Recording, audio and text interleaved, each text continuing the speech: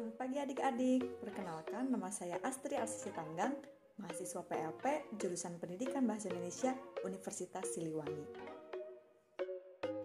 Setelah kita mempelajari mengenai sistematika teks resensi dan adik-adik telah menyelesaikan ulangan harian yang telah dilaksanakan, hari ini kita akan melanjutkan materi, yaitu mengenai kaidah kebahasaan teks resensi.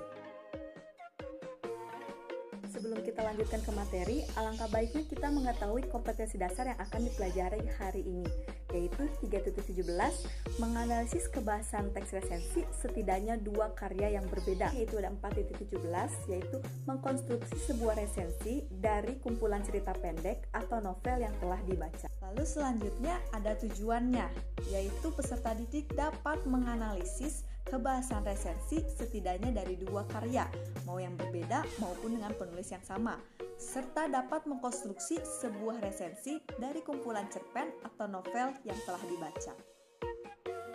Teks resensi memiliki kaidah-kaidah kebahasaan seperti berikut ini. Yang pertama, menggunakan konjungsi penerang. Yang kedua, menggunakan konjungsi temporal. Yang ketiga, menggunakan konjungsi penyebaban. Dan keempat, menggunakan pernyataan-pernyataan saran atau rekomendasi. Pertama ada konjungsi penerang, merupakan kata hubung yang berfungsi sebagai penerang kata. Konjungsi ini sering digunakan pada kalimat langsung yang diubah menjadi kalimat tidak langsung. Contoh konjungsi penerang, bahwa, yakni, dan yaitu. Yang kedua, ada konjungsi temporal, merupakan kata sambung yang erat kaitannya dengan waktu, berfungsi untuk menghubungkan hubungan waktu dari dua hal yang berbeda. Contoh konjungsi temporal ada sebelum, sejak, ketika, semenjak, setelah, sambil, akhirnya, selanjutnya, hingga, sedari, dan lainnya. Ketiga ada konjungsi penyebaban atau kausalitas, merupakan kata hubung yang berfungsi untuk menghubungkan dua unsur yang menyatakan hubungan sebab di dalamnya. Contoh konjungsinya yaitu karena itu, karena, sebab itu, dan sebab. Yang keempat, pernyataan-pernyataan yang berupa saran atau rekomendasi dapat kita temukan pada bagian akhir teks. Pernyataan-pernyataan tersebut ditandai dengan beberapa kata seperti jangan, harus, hendaknya, sebagainya, cocok, dan lainnya. Tak hanya itu, dalam teks resensi juga terdapat istilah, pernyataan, dan kata kerja. Yang pertama ada istilah. Istilah merupakan kata atau gabungan kata yang dengan cermat mengungkapkan makna, konsep, proses, keadaan, atau sifat yang khas dalam bidang tertentu. Istilah dibagi ke dalam dua jenis, yaitu istilah umum, yang biasanya dipakai secara umum, contohnya seperti film, ikan, bunga. Lalu ada istilah khusus yang biasanya dipakai pada bidang tertentu, contohnya komedi, gurame, dan mawar. Ada kata kerja atau verba, merupakan kata yang menggambarkan proses, perbuatan, atau keadaan. Dalam teks resensi terdapat 3 jenis verba yang sering dipakai, yaitu material, relasional, dan mental. Material. Verba material adalah kata kerja yang berimbuhan menunjukkan aktivitas fisik yang dilakukan partisipan, seperti menulis, membaca, dan lainnya. Verba relasional. Verba relasional adalah kata kerja yang berfungsi sebagai penghubung antara subjek dan pelengkap. Contohnya menjadi, merupakan, memiliki, dan sebagainya. Verba mental adalah kata kerja yang berfungsi untuk mengekspresikan respon atau sikap seseorang terhadap tindakan, keberadaan, atau pengalaman. Contohnya seperti menarik, menikmati, menyelami, dan lainnya.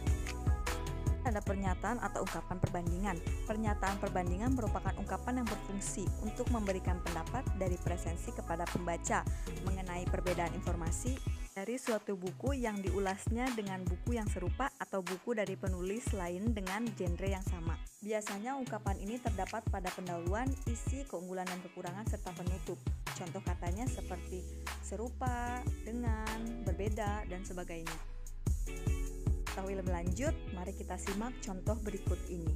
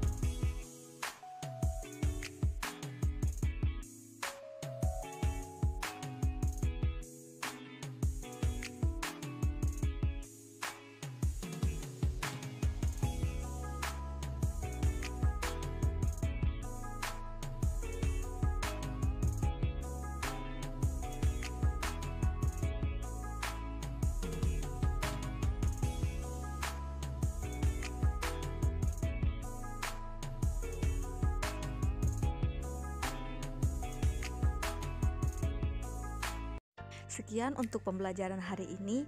Jangan lupa jaga kesehatan, pakai masker saat di luar, dan hindari keramaian. Maaf jika video pembelajaran ini masih memiliki banyak kekurangan. Sekian dari saya, terima kasih.